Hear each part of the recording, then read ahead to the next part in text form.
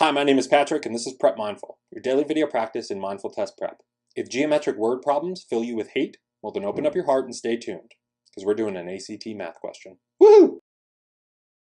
This was question 36 from the math section of ACT 74H. Right there, you could pause it, pause the video, take a crack at it yourself, and then unpause and watch the explanation. See how you did. Could be good. Because we're getting in there. It reads, Erica is landscaping her front yard.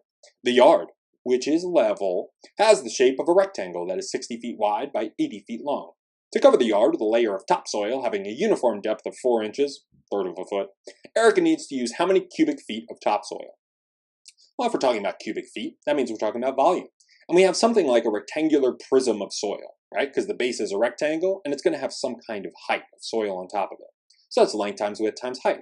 Okay, well the length and the width would be 80 and 60, because that's the base. The height, they tell us, is 4 inches, and then they give this helpful note that that's a third of a foot, which is like, thanks, but I'll take it from here. So we do 80 times 60 times 1/3. And what does that give us? Well, you have to do it in your head. I'm joking. We live in an exciting time. Use your calculator. 80 times 60 times 1/3 is 1600. So there's our answer, F.